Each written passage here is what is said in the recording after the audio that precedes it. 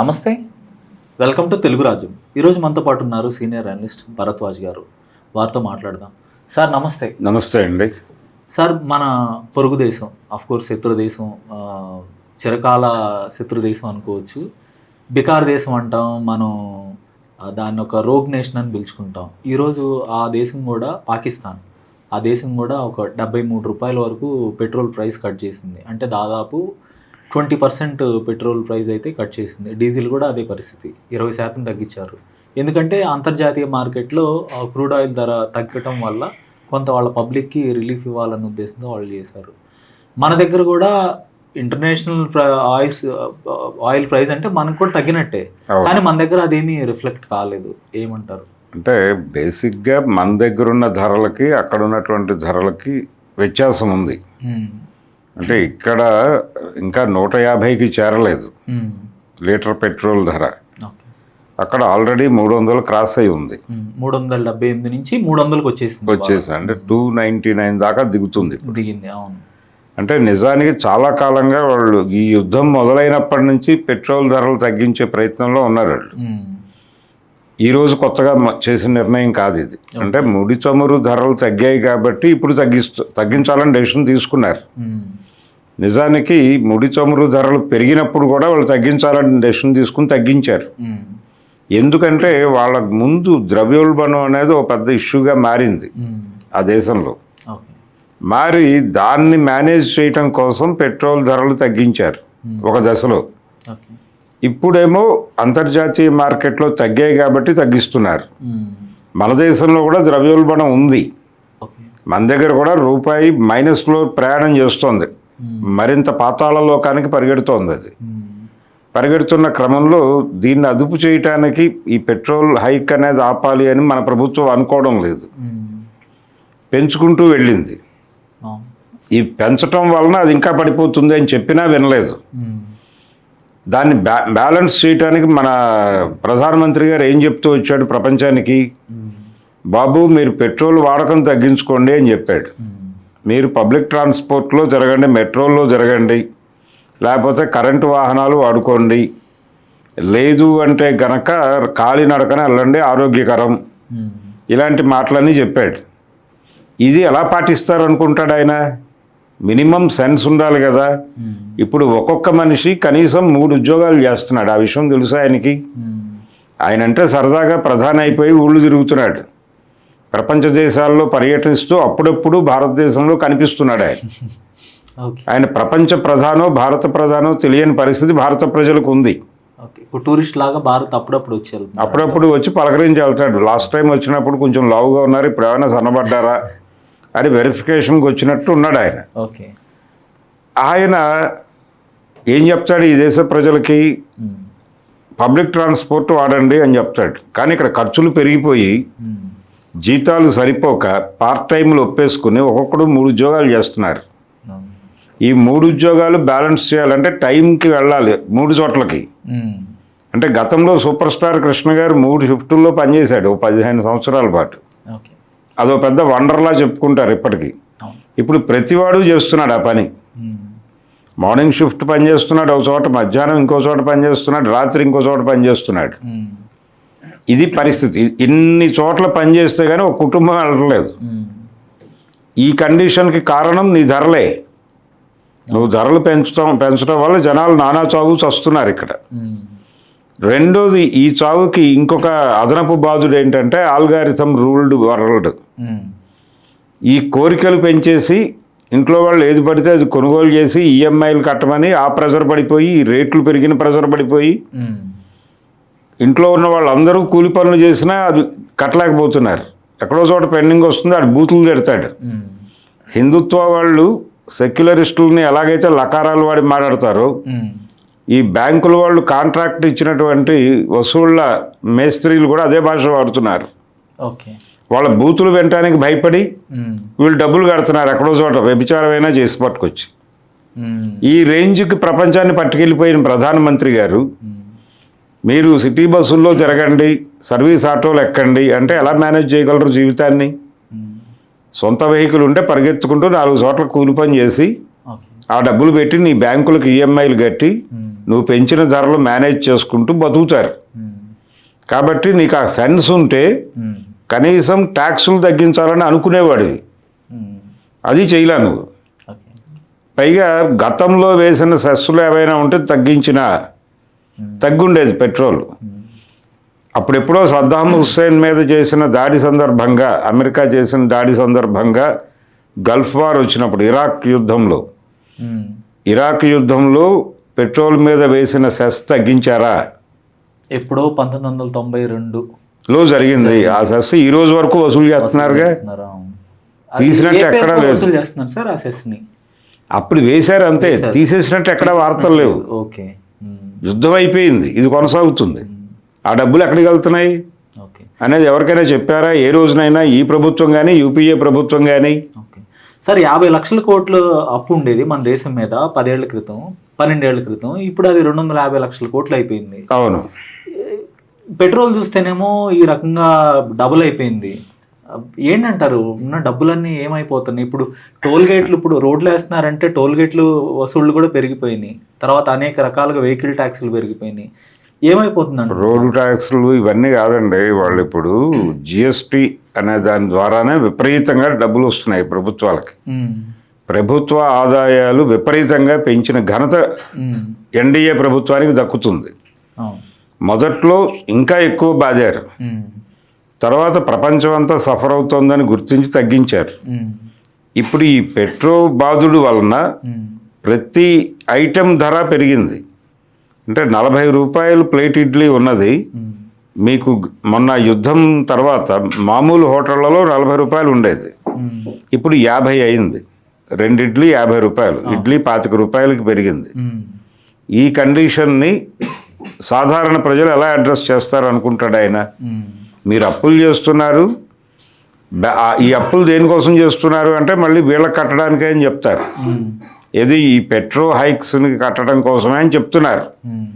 కానీ మీరు పరిపాలనకు సంబంధించిన మీకు డబ్బులు వస్తున్నాయి కదా, జిఎస్టీ నుంచి వస్తున్న డబ్బులు ఎక్కడికి పోతున్నాయి? డిజిన్వెస్ట్మెంట్ పేరుతో మీరు అమ్మేస్తూ పట్టుకొస్తున్న డబ్బులు ఎక్కడికి పోతున్నాయి? ఈ కొత్త అప్పులు ఎందుకు చేస్తున్నారు? దానికి సంబంధించిన ఒక శ్వేతపత్రం ఇవ్వాలి కదా ప్రపంచానికి. ప్రతి సంవత్సరం మీరు బడ్జెట్ చదువుతున్నారు మేడం గారు, బాగానే ఉంది. దాంతోపాటు మేము ఎందుకు అప్పులు చేస్తున్నామని ఏ రోజైనా శ్వేతపత్రం ఇచ్చారా? ఎన్ని ప్రాజెక్టులు కట్టారు, ఏం చేశారు, జనాలకు ఏం ఒరగబెట్టారు, ఎందుకు చేస్తున్నారు? దేశవ్యాప్తంగా చూసుకున్నా కూడా పెద్దగా ఇరిగేషన్ ప్రాజెక్టులు కట్టిన పరిస్థితి లేదు, ప్రభుత్వ సంస్థల్ని స్థాపించిన పరిస్థితి. ప్రభుత్వం ప్రజా సంక్షేమాన్ని వదిలేసి చాలా కాలమైంది. కాకపోతే అడపాదడప బలహీన వర్గాలకు గృహ సముదాయాల నిర్మాణం లాంటి డ్రామా ఏదో నడుస్తుంది.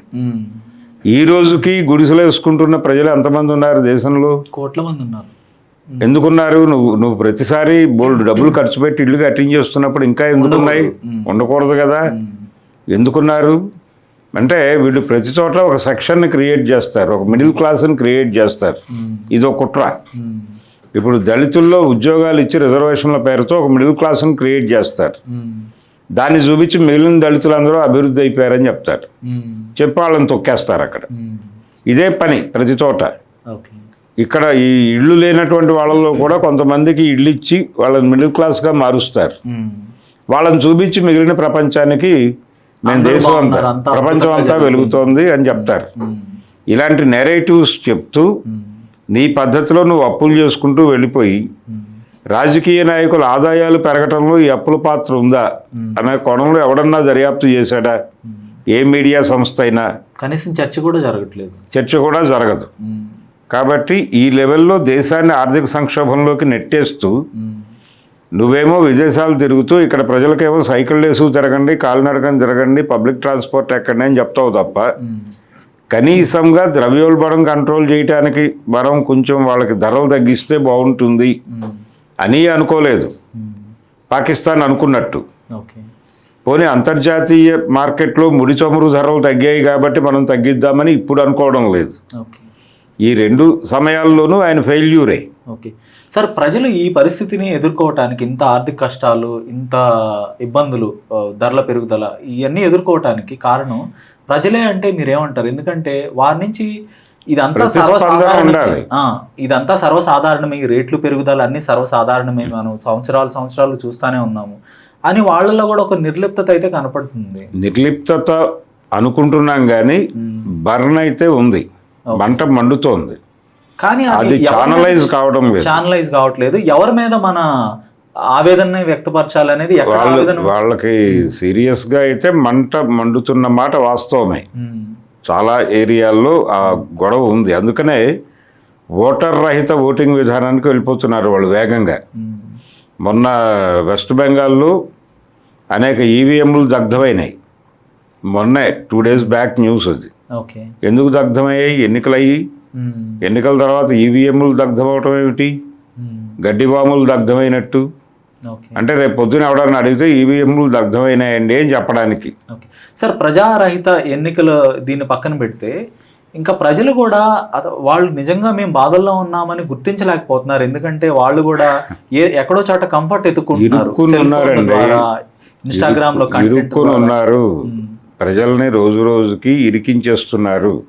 లేదంటే మతం ద్వారా ఇది వేరే నెరేటివ్.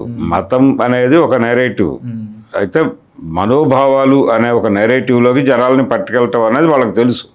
అంటే మన కష్టాలకి ఆ దేవుడే కారణం, అంటే మన కర్మ కారణం, కానీ ఈ ప్రభుత్వాలు ఏవి కారణంగా కర్మ కారణం అనేది చెప్పరు వీళ్ళు. కర్మ అనేది వేరే గొడవ, అది చెప్పరు. అది చెప్పకుండా వీళ్ళ మనోభావాలు రెచ్చగొట్టి ఇంకెవరినో శత్రువుని చూపిస్తుంటారు గంటకోసారి. ఏది ఇప్పుడు కేరళ నుంచి 200 కోట్లు వచ్చాయని ప్రకాష్ రాజ్ స్టోరీలో చెప్పినట్టు గంటకోసారి ఒక కొత్త ఎనిమిని క్రియేట్ చేసి రోడ్డు మీద ప్రజెంట్ చేస్తూ ఉంటారు. చేస్తూ ప్రపంచం మొత్తం అటువైపు డైవర్ట్ అయి ఉంటుంది. వీడు చేసుకునే పని వీడు చేసుకుంటూ ఉంటాడు. ఇది వీళ్ళ వ్యూహం. వాళ్ళు గంటకు ఒక విలన్ని క్రియేట్ చేయగలరు, ప్రాంతానికి ఒక విలన్ని క్రియేట్ చేయగలరు. ఒకరోజు విలన్ అన్నవాడిని రేపు పొద్దున విలన్ కాదు అని చెప్పగలరు. ఈరోజు మిత్రుడు అన్నవాడిని రేపు పొద్దున విలన్గా మార్చగలరు. ఈ లెవెల్ నెరేటివ్స్ మీద బతుకుతున్నారు తప్ప ప్రజలను పరిపాలించి కాదు వీళ్ళు. మనోభావాలు అంటే పాత రోజుల్లోనే దీనికి ఒక సెటప్ క్రియేట్ అయిపోయింది. అంటే ఎందుకు బ్రాహ్మణ వ్యవస్థ ఉంది? వాళ్ళు చేసిన గొప్ప పని ఏంటి? కంట్రిబ్యూషన్ ఏంటి? ఈ దోపిడీ వ్యవస్థకి అంటే ఇదంతా బ్రాహ్మణ సమాజం అనగానే ఒక కులాన్ని అన్నట్టుగా భయపడి చిరాకు పడతారు. కానీ స్వర్గం, నరకం, పాపం, పుణ్యం అనే 4 పదాలు క్రియేట్ చేసి బ్రెయిన్లో పెట్టి దానికి ఎక్కడ ఫ్యాక్టరీలు ఉండవు, ఎక్కడ ఆధారం లేదు, ఫ్యాక్టరీలు ఉండవు. అది ఆ ప్రోడక్ట్ని బ్రెయిన్స్లో పడేస్తే ప్రపంచం మొత్తాన్ని ఆర్గనైజ్ చేయొచ్చు కదా, చేసుకోవచ్చు. ఆ పనే చేశారు వాళ్ళు. అంతే. అదే వీళ్ళకి రూల్, అదే వీళ్ళకి బైబుల్, అదే భగవద్గీత. దాన్ని పట్టుకుని గేమ్ నడుపుతున్నారు వీళ్ళు. ఆ మనోభావాలని కంట్రోల్ చేయటం ద్వారా డ్రామా నడపచ్చు అనేది వీళ్ళకి తెలుసు. ఆ డ్రామాలే నడుపుతున్నారు ఈ రోజుకి.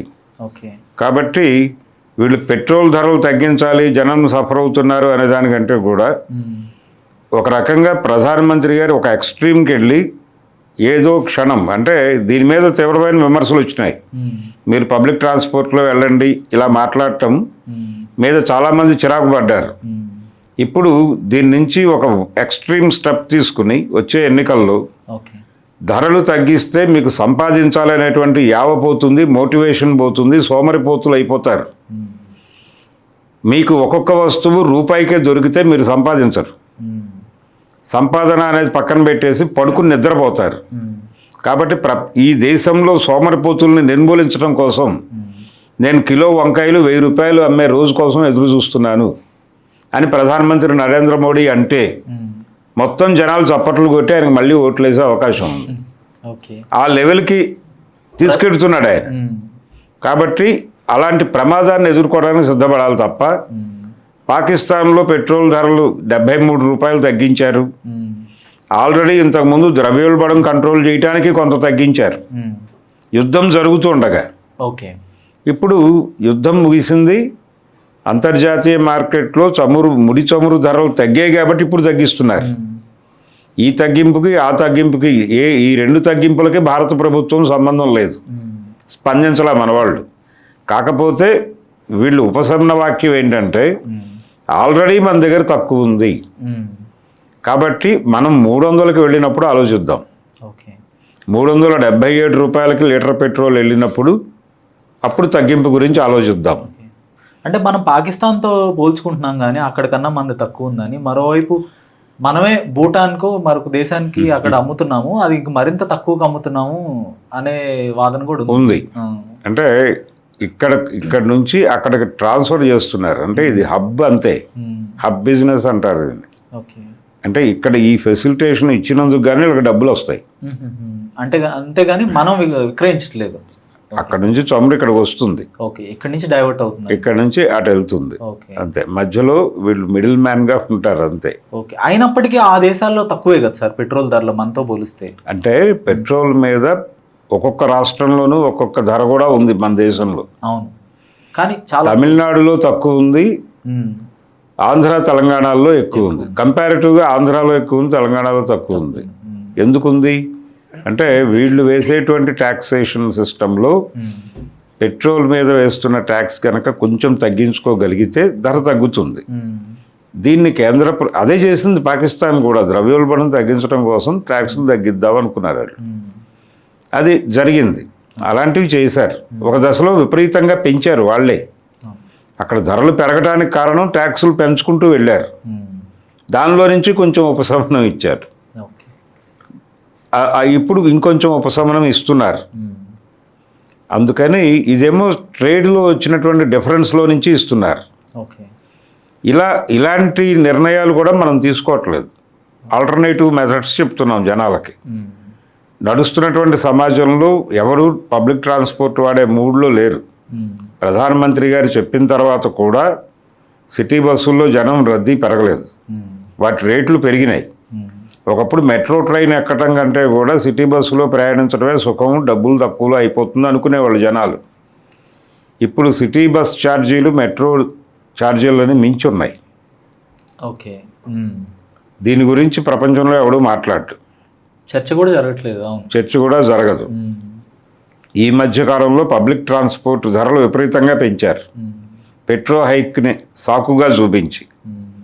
ఇంత దోపిడీ, అక్కడికి వెళ్ళి వాళ్ళకి డబ్బులు వాళ్ళకి ఇచ్చుకోమని చెప్తున్నాడు ఈ పెద్ద మనిషి. అంటే సార్ ఒక 20 ఏళ్ల క్రితం ఇట్లా పెట్రోల్ ధరలు కానీ లేదంటే మీరు అన్నట్టుగా ఆర్టీసీ బస్ ఛార్జీలు పెరిగినప్పుడు కూడా 1-2 రూపాయలు పెరిగినా కూడా చాలా తీవ్రంగా పెద్ద ఎత్తున నిరసనలు అయితే కనపడేవి. కానీ ఇప్పుడు ఎందుకని ఆల్ ఓవర్ డిసపేర్ అయిపోయినాయి ఈ ఉద్యమాలు లేవు. అంటే ఎందుకని అంటారు? అంటే కోర్ రీజన్ ఏంటంటారు? అంటే ఇక్కడ నెంబర్ ఆఫ్ వస్తువులు ఇన్నోవేషన్ పెరిగి వస్తువులు ఎక్కువ పుట్టడం, జనాలు ఎంగేజ్ అయిపోయారు. జనాలు ఈ ప్రస్తుత క్రైసిస్లో ఎవరికి టైం లేదు. స్టూడెంట్స్ కూడా పార్ట్ టైం చేసుకు బతుకుతున్నారు, డబ్బులు సరిపోవట్లేదు ఎవరికి, అదనపు ఇన్కమ్ కోసం ప్రయత్నాలు చేస్తున్నారు. పిల్లలు కూడా ఎలా తయారయ్యారంటే వాడికి ఉద్యోగంలో వచ్చేదానికి కాకుండా 3 వేసి ఇంకేదో కావాలని కోరుకుంటున్నారు. పేరెంట్స్ మీద ఒత్తిడి పెడుతున్నారు. అంటే నేను ఉద్యోగం చేసుకుంటాను, నాకు జీతం వస్తుంది, కానీ మీరు ఏదైనా ఒక అసెట్ ఏర్పాటు చేయండి, రెంట్స్ వచ్చేలాగా ఒక పెద్ద బిల్డింగ్ కట్టించండి నా కోసం, దానిలో 1 లక్ష రూపాయలు రెంట్ వస్తే నేను ఒక 25,000 ఉద్యోగం చేసి జీవితాన్ని మేనేజ్ చేస్తాను అని అడుగుతున్నారు పేరెంట్స్ని. ఈ మధ్య పేరెంట్స్ 2-3 వెళ్ళి పోలీస్ స్టేషన్లో మా కొడుకుల నుంచి మాకు ప్రమాదం ఉంది అని చెప్పి కంప్లైంట్లు ఇచ్చినప్పుడు వాళ్ళు చెప్పిన ఇదే స్టోరీ చెప్పారు. అందుకని ఆ ప్రెజర్ ఉంది, అన్ని సెక్షన్స్, ఎవడూ సుఖంగా లేడు దేశంలో. ఉద్యమాల్లోకి ఎక్కడి నుంచి వస్తారు వీళ్ళు? అంటే ప్రజలు ఒకటి ప్రశ్నించే తత్వాన్ని కోల్పోయారు. అదే సమయంలో ఈ మార్కెట్ ఎకానమీకి ఒక బానిసలుగా తయారవుతున్నారా? మార్కెట్ ఎకానమీయే బానిసల్ని చేస్తుంది. అది ప్రోగ్రామ్, వాళ్ళ పనే అది. వాళ్ళకి రకరకాల వస్తువులు చూపించి అటువైపు డ్రైవ్ చేయించి అవన్నీ అవసరం అని చెప్పించి కొనిపించి కట్టేసుకుని వాళ్ళ రథచక్రాల కింద కట్టేసుకుని తొక్కేస్తారు. సో ఓవరాల్గా ప్రజలైతే తమ అస్తిత్వాన్నే కోల్పోతున్న పరిస్థితి ఉంది. అంటే మనం రూల్ చేయగలమని బలంగా నమ్ముతున్నాడు ఆయన. మనోభావాలని అమ్మి మనం బతకాలి తప్ప మిగిలిందంతా మనకు సంబంధం లేదు. మనోభావాలే పరిపాలన. మనోభావాలు క్రియేట్ చేయగలిగిన వాడే పరిపాలకుడు. ఇది నెమ్మదిగా చంద్రబాబు లాంటి వాడికి కూడా జీర్ణమైంది. అంటే ఈ మనోభావాలు క్రియేట్ చేయటం, ఎమోషన్స్ క్రియేట్ చేయటం, ఇదంతా కూడా మనం ఎప్పుడో ఆ రెండో ప్రపంచ యుద్ధ సమయంలో ఆ ఇద్దరు నియంతల నుంచి చూసాము, హిట్లర్, ముసోలిని, ఆ దేశాన్ని, జాతీయవాదాన్ని రెచ్చగొట్టడం. సో అలాంటి తరహాలోనే ఇక్కడ కూడా జరుగుతుంది అంటారా? అంతే, సేమ్ ఇప్పుడు వాళ్ళే రోల్ మోడల్స్. ముసోలినియే దేవుడు ఇప్పుడు భారతదేశంలో. నరేంద్ర మోడీ దగ్గర నుంచి మొదలు పెడితే రేవంత్ రెడ్డి వరకు. ఈయన అడాల్ఫ్ రెడ్డిగా మారాడు కదా మొన్నే. ఓకే, హిట్లరే నాకు దేవుడు అని ప్రకటించాడు కదా. హిట్లరే నాకు ఏడుకొండల వెంకటస్వామి అని చెప్పేసుకున్న తర్వాత అందరూ అదే. ఇప్పుడు నిన్న పవన్ కళ్యాణ్ గారి కార్యకర్తల సమావేశంలో కూడా అదే చెప్పాడు. కులం అని ఎవరైనా అన్నా, లేకపోతే ప్రాంతం అని ఎవరైనా అన్నా వాళ్ళ తాట తీస్తా అన్నాడు ఆయన. ఎంత ప్రమాదకరమైన స్టేట్మెంట్ అది. ఒక్కళ్ళు నిరసన మాట్లాడలేదు తెల్లారులేస్తే. కాబట్టి ఇలాంటి మనోభావాలు, దేశం అనేటువంటి ఒక ఉన్మాదాన్ని రెచ్చగొట్టడం ద్వారా ప్రపంచాన్ని డ్రైవ్ చేస్తున్నారు వాళ్ళు. ఓకే, ధన్యవాదాలు sir. Thank you. Hello, Telugu రాజ్యం ఛానల్ చూస్తున్నారా? సామాజిక, రాజకీయ, జీవన చిత్రణే తెలుగు రాజ్యం. అతిశయోక్తులు, అసత్యాలు ఉండవు. రాజకీయ కోణం కాదు, ప్రజా కోణమే కొలబద్ద. తెలుగు రాజ్యం వీక్షణ మీ ఉత్తమ అభిరుచికి నిదర్శనం.